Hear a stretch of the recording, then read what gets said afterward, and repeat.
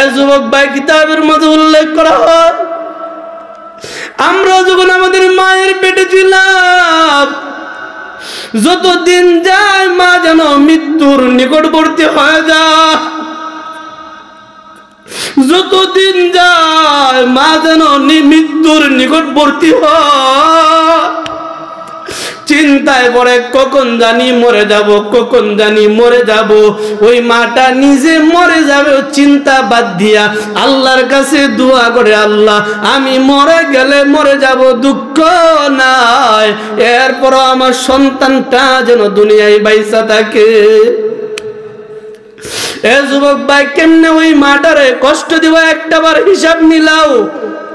আমরা যারা বাবা হইলাম, আমরা দেখছি আমাদের সন্তানরা যখন পেটের মাঝে থাকে, আমাদের বিবিরা যখন আমাদের সাথে ঘুমের ঘরে ঘুমাইছে, আমরা গভীর রজনীতে যখন ঘুমের ঘরে লিপ্ত থাকি, হঠাৎ করে দেখা যায় বিবিটা পাশে নাই, দরজার মাঝে হেলান দিয়া দাঁড়ায় রইছে, কোন একটা কিছুর মাঝে হেলান দিয়া দাঁড়ায় রইছে। জাগ্রত হইলাম, ডাক দিলাম, বিবি আমার কাছে আসো, বিছানায় আসো, শুয়ে যাও। বিবিটা তখন ডাক দিয়া কয়, আপনি ঘুমান, আমার ঘুমাইতে মন চায়, কিন্তু আমার সন্তান আমারে ঘুমাইতে দেয় না। আপনার সাথে শুইতে গেলে আমার সন্তান কলিজায় লাত মারে, শুয়া থাকতে পারি না, দাঁড়ায়া থাকলে শান্তি লাগে। ওগো স্বামী আমার, গভীর রজনীতে দোয়া করি, আল্লাহ যেন আমি মরে গেল আমার সন্তানটারে সুস্থ অবস্থায় দুনিয়ার মুখটা দেখা। যার ঘরে মা এবং বাবা আছে তার ঘরে আল্লাহর রহমত অনর্গল আসতে থাকে। কারণ হলো মা এবং বাবা যতদিন জীবিত আছে, মা এবং বাবা সন্তানের জন্য আল্লাহর কাছে ততক্ষণ দোয়া করে। মা এবং বাবা তাদের দোয়া ছাড়া আমাদের কোনো উপায় নাই। কিতাবের মাঝে উল্লেখ করা হয়, রহমাতুল লিল আলামিনের কাছে একজন মানুষ গিয়া বলতেছে, একজন সাহাবী যাইয়া বলতেছে, ওগো রহমাতুল লিল আলামিন, ও রহমাতুল লিল আলামিন, আমার মন চায় আমি জিহাদে যাব, আমি যুদ্ধ করব, আমারে আপনি অনুমতিটা দিয়া দেন। নবীজি বলে, তোমার ঘরে কি মা নাই? বলে, হ, আমার ঘরে অসুস্থ মা আছে, অসুস্থ বাবা আছে। আরেক জায়গায় বলা হয়, ওই সাহাবীটা বলতেছে, আমার ঘরে অসুস্থ মা আছে। রহমাতুল লিল আলামিন কয়, আমার সাথে তরবারি নিয়া যুদ্ধের ময়দানে যাওয়া দরকার নাই, পারো তো বাড়িতে যাও, মায়ের খেদমত করো, মায়ের খেদমত করো, মাটারে খুশি করো। মাটা যদি দোয়া করে, জিহাদের ময়দানে যুদ্ধ করে যতটুকু সওয়াবের মালিক হইতা, মা দোয়া করলে আল্লাহ এতটুকু সওয়াব দিয়া দিবে। ও যুবক ভাই, বৃদ্ধ বাবারা, পর্দার আড়ালের মারা, কথাগুলি শুনো। আল্লাহ তাআলা জানায় দেয়, হামলুহু হামালাতুহু উম্মুহু কুরহা। আল্লাহ বলে, হামালাত উম্মুহু হামালাতুহু উম্মুহু কুরহা। ও বান্দা, ও বান্দি, একটাবার কি হিসাব মিলায় দেখছো? তোমার মা তোমারে পেটে নিয়ে গর্ভধারণ কইরা চলাফেরা করছে। তোমার মা তোমারে পেটে ধারণ কইরা 9 মাস 10 মাস যতদিন আমি আল্লাহ রাখছিলাম তোমারে মায়ের পেটে, এতদিন তোমার মা বড় কষ্ট করে চলাফেরা করেছে।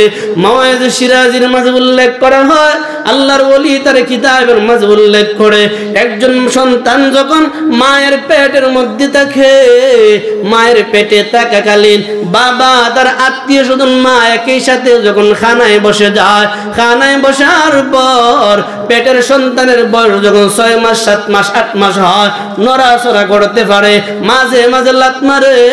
একসাথে যখন খানায় বসে গেছে, সন্তান যখন পেটের মাঝে লাত মারে, মার সাথে সাথে হাতটারে দইয়া দাঁড়ায় যায়, বিছানায় গিয়ে শুয়ে যায়, অথবা দেওয়ালের মাঝে হেলান দিয়ে দাঁড়ায় যায়। ডাক দেয়া, সোনা খাবার খাও না? মাটা ডাক দেয়া কয়, খাবার খাইতাম, মন চা। কেমনে খাবো রে? আমার কলিজার টুকরা পেটে আছে, আমারে লাত মাইরা সুজা বানায় রাখছে, বসার মতন পরিবেশ দেয় না। জানো আমার সন্তানের কলিজায় যখন লাত মারে মনে হয় যেন রুহটা বের হয়ে যায়। না না, তোমরা খায়া না, আমি খাইলে খাবো না খাইলে নাই। আমি দোয়া করি আল্লাহ যেন আমার কলিজার টুকরাটারে সুস্থ অবস্থায় দুনিয়ায় পাঠায়।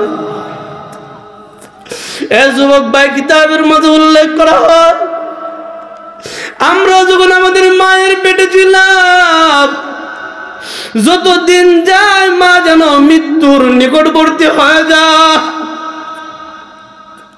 যতদিন যায় মা যেন মৃত্যুর নিকটবর্তী হয়। চিন্তায় পড়ে কখন জানি মরে যাব, কখন জানি মরে যাব।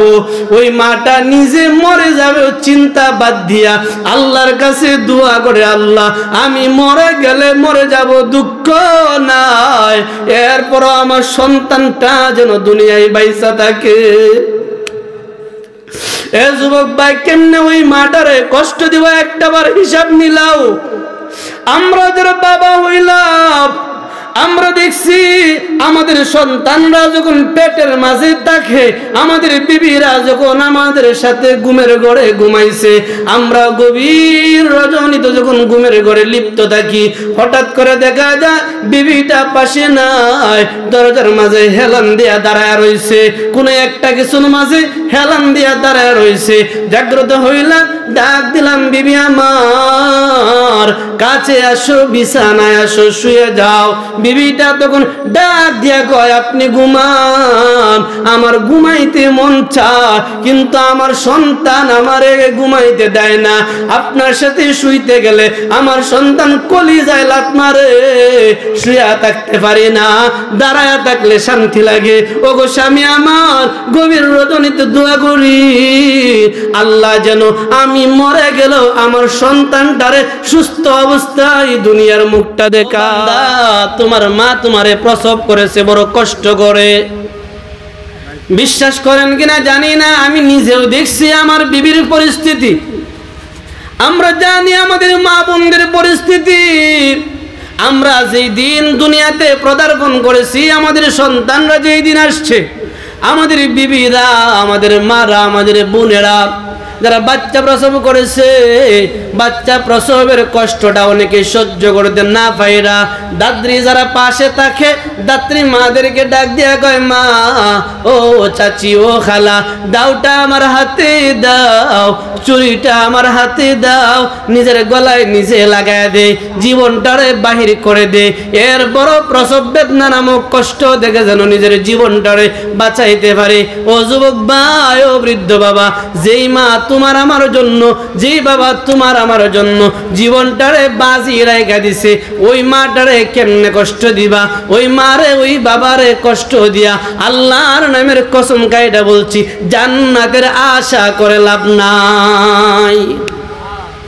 আমরা সবাই জানি পয়গম্বরের একজন সাহাবী যার নাম ওয়াইসুল কারনী রাদিয়াল্লাহু তাআলা আনহু, যদিও সরাসরি পয়গম্বরের সাথে দেখা হয় নাই, পয়গম্বরের জামানার লোক, তারপরও পয়গম্বরের চেহারা দেখার মতো সরাসরি চর্মচক্ষু দিয়া ভাগ্য হয় নাই, তবে অন্তরের চক্ষু দিয়া প্রতিটা রাত প্রতিটা দিন পয়গম্বরের চেহারা দেখছে।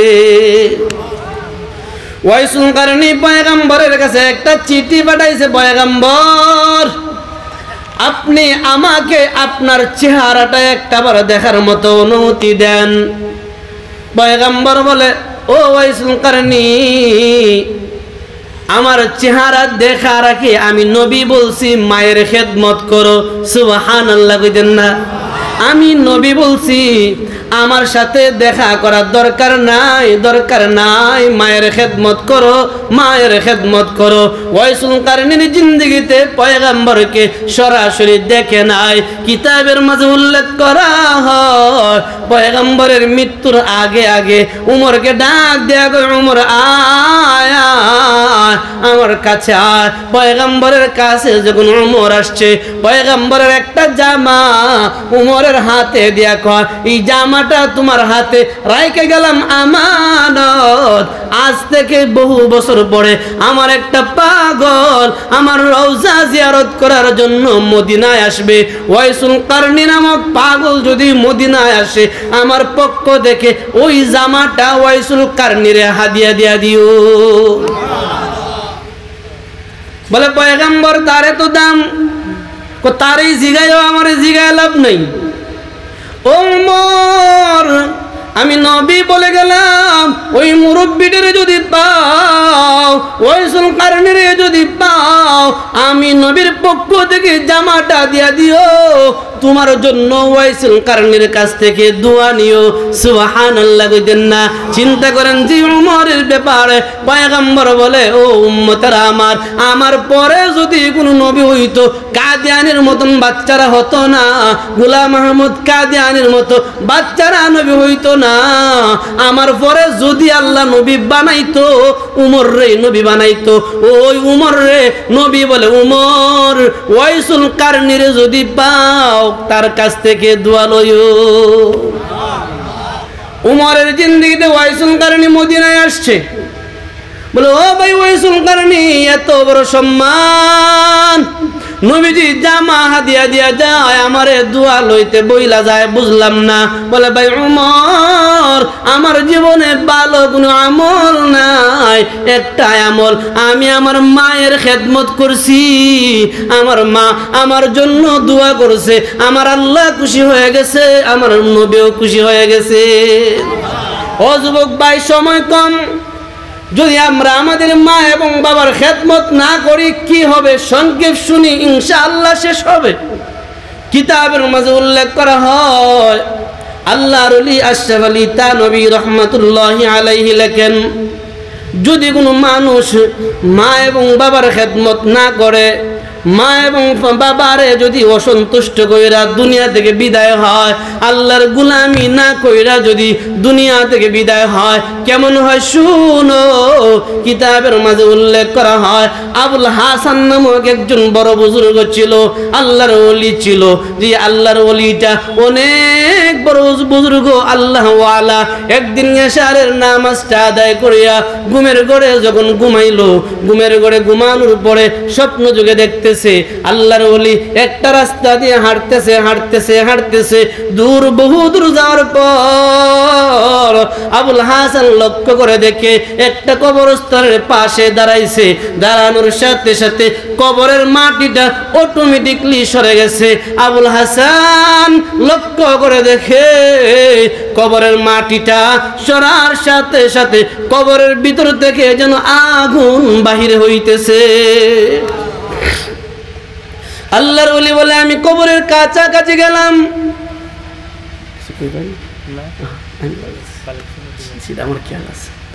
আল্লাহর ওলি বলে, আমি যখন কবরের কাছাকাছি গেলাম, লক্ষ্য করলাম একজন মুরব্বী কবরের ভিতরে আছে, যারে দিয়া জাহান্নামের লাকড়ি জানা বানাইছে। নাউযুবিল্লাহ কইতেন না? আল্লাহ বলে, ফাইল্লাম তাফআলু ওয়ালান তাফআলু ফাত্তাকুন নার ওয়াকুদুহান নাস ওয়াল হিজারা। আল্লাহ বলে, জাহান্নামের লাকড়ি বানাইলাম মানুষ এবং পাথর, একদল মানুষ একদল পাথর দিয়া আমি আল্লাহ জাহান্নামের আগুন ধরাবো। আবুল হাসান কয়, আমি দেখলাম জাহান্নামের আগুনের মাঝে তারে লাকড়ি বানায়া দিছে। মুরব্বিটা আমার দিকে ডাক দিয়া কয়, হাসান, তুমি বুঝি আসছো গো হাসান, আমার একটু উপকার করবানি? বলে, কি উপকার করব? ও হাসান, শুনো শুনো, আমার জীবনে বড় বড় দুইটা পাপ। একটা পাপ হলো আমি আমার মা বাবারে দুনিয়ায় থাকতে চিনি নাই, দুনিয়াতে মা বাবার খেদমত করি নাই। 2 নম্বর পাপ হলো আল্লাহর গোলামি করি নাই। 3 নম্বর পাপ, দুনিয়াতে নেককার সন্তান রেখে আসি নাই যে আমার জন্য দোয়া করবে। একটা বদকার মেয়ে রেখে আসলাম। আবুল হাসান, আমার মেয়েটার সাথে দিনের বেলা সাক্ষাৎ কইরো, আমার অবস্থাটা তার জানায়ও, আমার জন্য তার কাছ থেকে দোয়া চাইও, আর বইলো আমি যে সম্পত্তিগুলি রেখে আসছি আল্লাহর রাস্তায় আমার জন্য যেন কিছু সদকা করে দেন। আবুল হাসান বলে, মুরব্বিটারে দেখলাম জাহান্নামের আগুনে জ্বলছে। ওই মেয়েটারে ঘুম ভাঙার পরে খুঁজতে লাগলাম। কয়েকদিন পরে দেখলাম নদীর মাঝে উলঙ্গ অবস্থায় গোসল করে। ওই মেয়েটারে ডাক দিলাম, মা রে, তোমার বাবারে দেখলাম জাহান্নামের আগুনে জ্বলে। বলে জ্বলছে, আমার কি আসে যায়? মা, তোমার বাবা বলছে তার জন্য তুমি দোয়া করতা, কারণ নবী বলছে সন্তান যদি দুইটা হাত উঠায়া বলে রব্বির হামহুমা কামা রব্বায়ানি সগীরা, সন্তানের চোখের পানিটা বাহির হওয়ার আগে আগে আল্লাহ তার মা বাবার কবরটারে জান্নাত বানায়া দিবে। ও মা, দোয়া করো তোমার বাবার জন্য, কুকুর মনে জানগা। ও মা, তোমার বাবা বলছে যতটুকু পারো তোমার বাবার জন্য সৎকা করো। বলে সৎকা চাইছেন, ভিক্ষা মাগতে আইছেন, হাত পাতেন। আল্লাহর ওলি যে মাত্র হাতটা পাচ্ছে, এক মুষ্টি পানি হাতের তালায় লইয়া চেহারায় ডিল মারছে। আল্লাহর ওলির মনটা ভাঙ্গিয়া চূর্ণ বিচূর্ণ হয়ে গেল। আল্লাহর ডাক দিয়া কয়, আল্লাহ, এত পাষাণ মানুষ দুনিয়ায় আছে আমার জানা নাই। আল্লাহর ওলিটা চলে গেল। রাত্রিবেলা এশারের নামাজটা আদায় করে যখন ঘুমের ঘরে লক্ষ্য করে ওই রাস্তা দিয়ে আবার যাচ্ছে, ঠিক ওই কবরস্থানের পাশে গিয়া দাঁড়াইছে। কবরের মাটিটা আবার আগের মতো সরে গেছে। আল্লাহর ওলি তাকায় দেখে কবরের মাটিটা সরার সাথে সাথে কবরের ভিতর থেকে যেন জান্নাতি ফুলের খুশবু বাহির হচ্ছে। আল্লাহর ওলি তাকায় দেখে মুরব্বি না, একটা নওজোয়ান জান্নাতি চাদর পরে ঘুমা। ডাক দেয়া কয়, যুবক, মুরব্বিটা কয়, বলে হাসান, মস্কারি করো বুঝে আমার নিয়ে মস্কারি করো। মুরব্বি পাইতা কয়, জাহান্নামে ছিলাম, মুরব্বি ছিলাম, এখন জাহান্নামে নাই। আমার আল্লাহ যুবক বানায় জান্নাতের বিছানায় ঘুম বাড়াইতেছে। বলে কেমনে? আপনারা না দেখলাম আপনি জাহান্নামে, এখন দেখি জান্নাতে কেমনে? বলে হাসান, পুরাটাই তো তোমার উসিলায়। হাসান গো, তুমি না আমার মেয়েটারে বলছিলা? বলে বলছিলাম। আমার মেয়েটা আমার জন্য দোয়া করছে, সৎকা করছে, কোনা কিচ্ছু সৎকা করে নাই। বলে হাসান, আমার মেয়ে কি পানি সৎকা করে নাই? বলে হ করছে। হাসান জানো, ওই পানির একটা বুটা পৃথিবীর এমন এক জায়গায় গিয়ে পড়ছে, যেই জায়গায় একটা প্রাণী পানির জন্য জীবনটা চলে যায় বাপ। ওই সময় এক বুটা পানি পাওয়ার পরে আসমানের দিকে তাকায় তাকায় দোয়া করছে, আল্লাহ, যার এক ফুটা পানির বিনিময়ে আমি আমার জীবনটারে ফিরে পাইলাম, তারা হেদায়েত দিয়ে দাও। তার বংশের যারা দুনিয়ায় নাই তাদেরকে মাফ করে জান্নাতি বানায় দাও। হাসান, ওই প্রাণীটার দুয়ার উসিলা আমার মেয়েটাও নেককার হয়ে গেছে, আমার জন্য দোয়া করছে। মেয়ের দোয়া, এক ফুটা পানি, এক মুষ্টি পানি সৎকার বদৌলতে এই প্রাণীটার দোয়া আমার আল্লাহ কবুল করে। শুধু আমি একা না, আমার বংশের 70 থেকে 75টা জাহান্নামীর কবরে আমার আল্লাহ জান্নাত বানায়া দিছে।